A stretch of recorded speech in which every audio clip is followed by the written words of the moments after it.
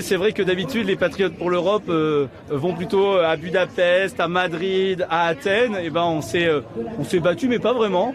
J'ai l'impression que ça soit Monsieur Salvini ou Monsieur Orban, c'est-à-dire des chefs de gouvernement ou des membres de gouvernement en poste, ont tout de suite été emballés. Alors on leur avait promis du soleil.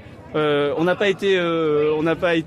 menti. Le soleil est présent et c'est vrai que c'est original, mais c'est à titre personnel, très personnel, une grande fierté pour moi en tant que député du territoire d'avoir des chefs de gouvernement au milieu d'un champ à fêter cela avec tous nos militants, nos adhérents qui mangent et boivent à la victoire et aux victoires à venir. Et comment on fait pour afficher cette image d'unité quand on est patriote pour son pays ?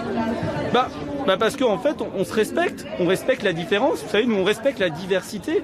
Le fait que les Hongrois, je vous le dis, les Espagnols, les Portugais, les Français n'attendent pas les mêmes besoins, n'ont pas les mêmes besoins. On le voit sur des tas de sujets, sur les accords de libre-échange, sur les sujets économiques. Parce que nos économies, notre culture, notre histoire n'est pas la même. Donc on a des sensibilités qui sont différentes sur un grand nombre de sujets. Mais on se respecte et c'est la beauté de la diversité, on le voit.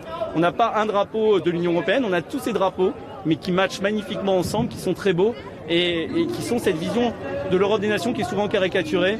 C'est-à-dire qu'on pourra travailler, continuer à coopérer sur un certain nombre de sujets, mais pas surtout quand ce n'est pas intéressant pour les peuples et surtout pas imposé par des personnes non élues comme Madame von der Leyen, parce qu'elle n'a aucun mandat d'aucun des peuples présents ici et de tous les pays de l'Union européenne.